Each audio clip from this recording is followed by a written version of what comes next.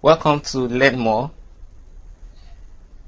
I want to really appreciate you all for your comments, for your participation in our previous lessons. I really commend you and I'm happy you are following through. I will pray that we will be able to continue in this and get more lessons done as God help us. In the previous lesson, we learned about the techniques to educational psychology. We learned about the learner, we learned about the learning process and the learning situations. So these are the three points under the techniques to educational psychology, and I explained that the learner is the most important factor among the three listed, because if there is no learner, there won't be a learning process and there won't be a learning situation. So the learner is the most important among the three factors mentioned. So we also looked at the factors that affect the learner, and we looked at the factors like the school, the learning environment, the community, the class setting. So these are the factors that we looked at that affect the learners. And I told you in the last lesson that any of these factors, if they directly influence the learner, for example, the class setting, if the class setting is not well ventilated, if you don't have a good light, you know, the learning process and the learning situation might also be interrupted somehow, and it will reduce the quality of the learners. So in this lesson, we are looking at the importance of educational psychology to teacher education. So if you are not conversant with the previous lesson, or you have questions or you have suggestions in the previous lesson, do good to send us a mail, do good to chat us up on WhatsApp. Get your information down to us and we will try our best to respond back. So I said now we are looking at the importance of educational psychology to teacher education. At the end of this lesson, the learners should be able to state the importance of educational psychology to teacher education. So our objective for this lesson is that you should be able to state four importance of educational psychology to teacher education. You should know why you are studying educational psychology. You should know the importance of educational psychology to you as a teacher or as a pre-service teacher, or probably you are not a teacher, just know the importance of educational psychology. So, importance of educational psychology to teacher education. In education, the following characteristics must be seen. In education, there must be a teacher, there must be a learner, there must be what to teach, there must be how to learn, there must be when to learn and where to learn. So these characteristics are listed, must be seen in education. Somebody must be there to pass out the information to instruct the learner, and there must be a learner who is ready to receive information from the teacher, ready to receive instruction for the teacher, who conditions himself to the learning situation and the learning process. And there must be what to teach, the curriculum, the content of the lesson. And there must also be how to learn, where to learn, and when to learn. In our school setting, we don't go to school majorly on Saturday, on Sundays. Those 2 days are really a off time, so that they are not school days. So those days are not days when we learn, except for maybe other programs, remedial programs that are on weekends. But we know that the school curriculum accommodates Monday to Friday as the period when learning takes place. So there must be when to learn, and there must be where to learn. Where to learn is maybe the class setting, the classroom where the lecture hall where learning takes place. So there must be where and when to learn. The importance of educational psychology to teacher education are the knowledge, skills, and competencies a pre-service teacher or a teacher in training gains by studying educational psychology. So the importance of educational psychology to teacher education, or to pre-service teacher, or to a teacher in training, they all mean the same thing. Either you say to teacher education, or you say to a pre-service teacher, or you say to teacher in training, they are all the same thing. We are saying the same thing. So I said the importance of educational psychology to teacher education, they are the knowledge, they are the skills and competency a pre-service teacher or a teacher in training gains by studying educational psychology. So what are the skills, what are the knowledge I would gain, what are the knowledge you would gain when you study educational psychology? Now we are studying educational psychology. I can ask you, what have you gained from the lessons we have been studying? We have been studying so many lessons now. What have you gained? At least there are some concept that is being exposed to you now. At least you could understand what motivation means, that there is something called educational psychology. You could understand psychology, the meaning of psychology. You could also tell that psychology has so many branches. You could understand that you need to appreciate every child's intelligence and their rate of assimilation. There are so many benefits of educational psychology to a pre-service teacher. So that is what we are looking at. So some of these importance include: number one, educational psychology gives detailed knowledge of child development. Educational psychology gives detailed knowledge of child development. Educational psychology informs the teacher in training with the comprehensive detail on the process of child development. Educational psychology informs the teacher that a child can develop physically, intellectually, emotionally, socially, and in other areas of life. This knowledge helps the teacher to treat and see the learner as individual with some peculiarity. So the knowledge of educational psychology gives the teacher a comprehensive detail on the process of child development. If you have been following the previous lesson, we have looked at in some time we have looked at child development. I told you that the development process starts from the conception to birth and so on, like to early childhood, late childhood, you have your adolescence and so on. So you could understand the stages of child development and know the proper education you are supposed to give to that child at that level of its development. So you would not give a training that you are supposed to give to a child in early childhood. You won't be giving that training to an infant. So you could understand the process of child development so that you can know how you can treat children across those ages. So this is one of the importance of educational psychology to teacher education. It also informs the teacher that a child can develop physically, intellectually, emotionally, and otherwise. So that you could be able to appreciate the peculiarity of individuals. You could be able to appreciate the peculiarity of the students in your class and make them learn better. Number two, educational psychology helps to cater for individual difference. Individual difference. It helps to cater for individual difference. Individual difference are the characteristics which individuals manifest that are unique and varies from one another, and varies from other individuals. So some characteristics that some individual possess that makes them unique and different from other people.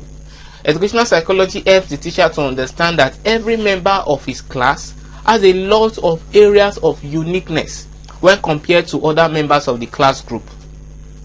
Educational psychology exposes the teacher that individuals have a lot of differences in them in terms of sex, age, interest, opinion, socio-economic background, religion, and so on. Educational psychology inculcates the teacher with sound knowledge in making appropriate learning situation to suit the learner's difference. So, educational psychology in general caters for individual difference. You are trying to understand the children, you are trying to understand the students, the learners in your class as a pre-service teacher or as a teacher in training. You are trying to understand the differences between these learners and how you could be able to fit in so that these learners can learn very well.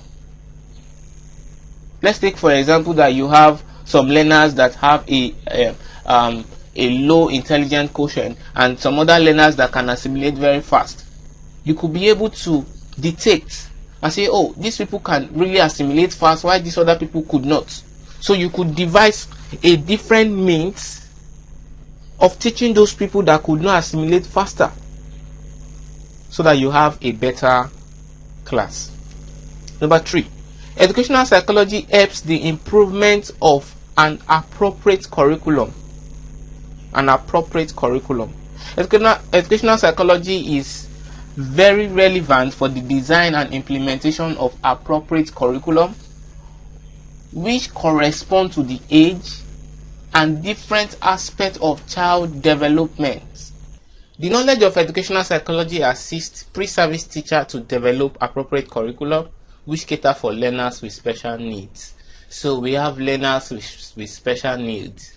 They are not the normal learners we have in our classes. Some of them have some autistic characteristics.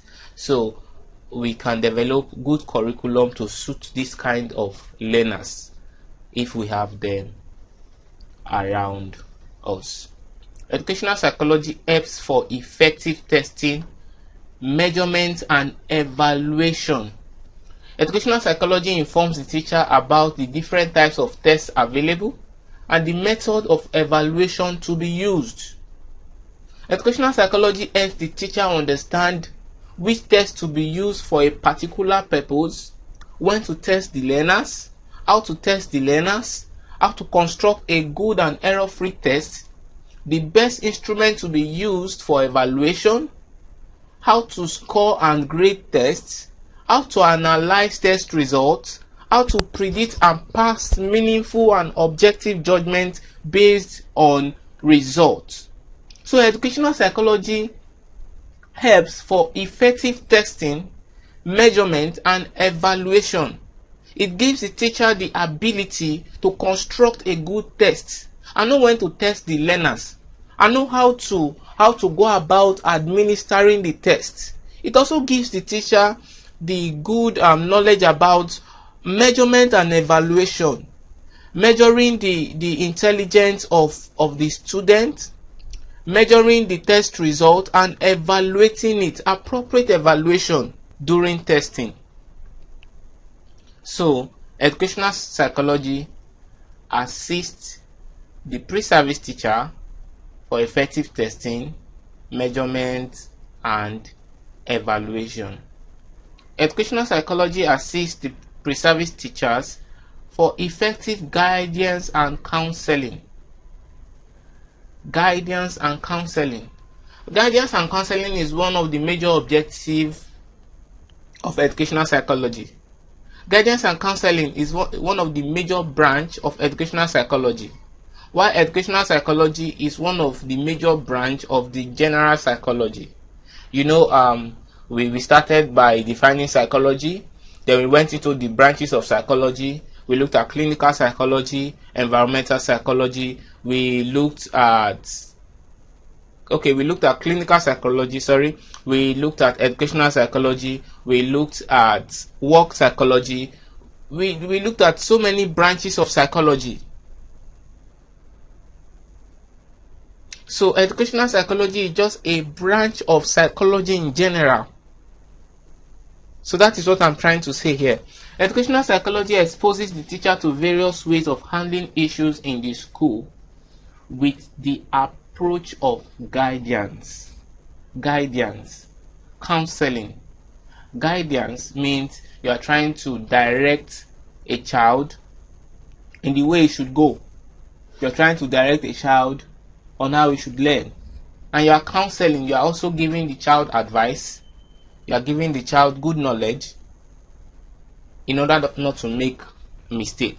So educational psychology makes the teacher understand appropriate counseling to give in solving educational issues. So number 6, educational psychology teaches about meta-memory. Meta-memory refers to the general understanding of human memory and how it works. Meta-memory refers to the general understanding of the human memory and how it works.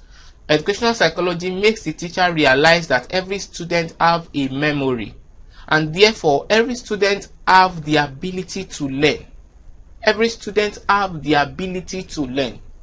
Be it an autistic child, be it a special child, be it a normal child, be it a child that has a very high intelligence quotient, or a child with a low intelligence quotient. Every child has the ability to learn.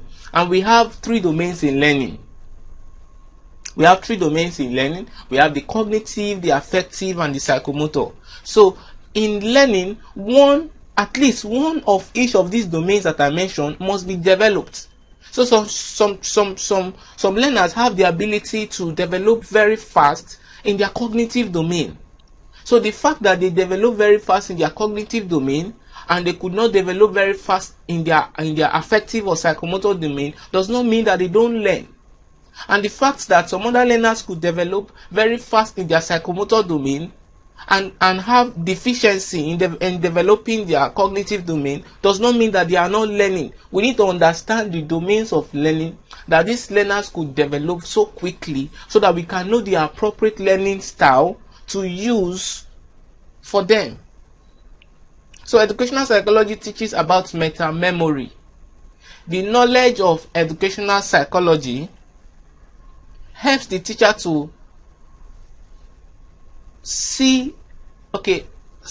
the knowledge of educational psychology helps the teacher not to see any student as a dunce, instead suggesting ways of helping learners to improve their memory capacity. So what I'm saying in essence is that every learner can learn. Every learner can learn. No matter the challenge the learner is facing, every learner can learn. So we as pre-service teachers, or we as teachers, we should be able to understand that every learner can learn. And you know, it's not the fault of the learner that he or she is maybe an autistic child or a special child. It is not the fault of the learner. So we need to understand that and adapt methods that could be used for proper learning for these learners. Educational psychology teaches how memory works, the different parts of the human memory, how remembering takes place, why individuals forget, how remembering can be effective in learning. So all this mentioned are the importance of educational psychology to teacher education. So if you are a pre-service teacher, or you are studying anything related to education, this is the importance of educational psychology to you as you study. In summary, we have learned about the importance of educational psychology to teacher education. We learned that educational psychology gives detailed knowledge of child development. Educational psychology helps to cater for individual difference. Educational psychology helps the improvement of an appropriate curriculum. Educational psychology helps for effective testing, measurement, and evaluation. Educational psychology assists pre-service teachers for effective guidance and counseling. Educational psychology teaches about meta-memory. So, in the next lesson, we will learn about human development. See you in the next lesson.